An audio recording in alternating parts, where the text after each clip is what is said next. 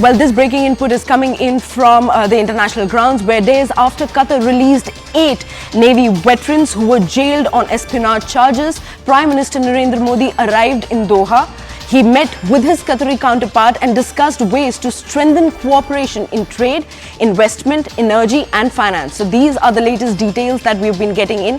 PM Modi is now in Qatar meeting his counterpart and discussed ways to strengthen cooperation in trade, investment, energy and finance. So these are the latest inputs that we are getting in. There are discussions on bilateral trade being held. PM Modi is right now in Qatar as we speak, and he is meeting his counterparts to discuss ways to strengthen cooperation in trade, investment, energy and finance. So these are the sticking points of the discussions during the bilateral talks. Now joining us on the broadcast is our colleague Abhishek Jha. A very good morning, Abhishek. What more details do we have with this current bilateral talk that is ongoing at the moment?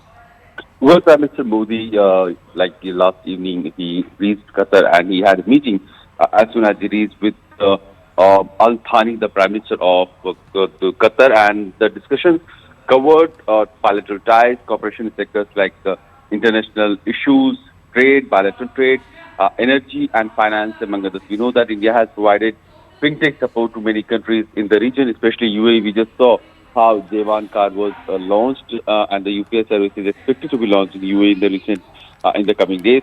Also, Qatar happens to be one of the largest depositor or the owner of natural gas, and India is in agreement with Qatar for a long-term supply of LNG gas. The Petronas LNG deal is one of the largest deals that India has signed with any other country. So, energy security is something that Qatar has provided to India for a very long time, and it is going to provide for the upcoming years also. About 840,000 Indians live in Qatar.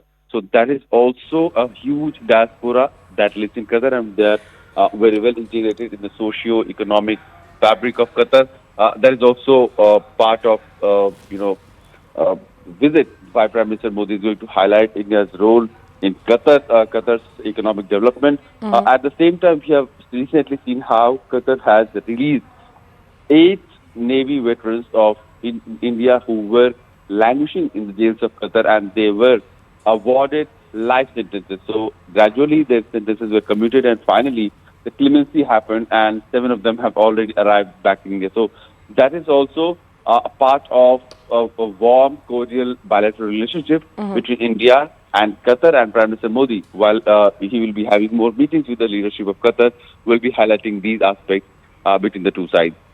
Right. Thank you so much, Abhishek, for bringing in all those details. We'll keep coming back to this story as the day progresses and we get more updates on this. But right now, we are tracking another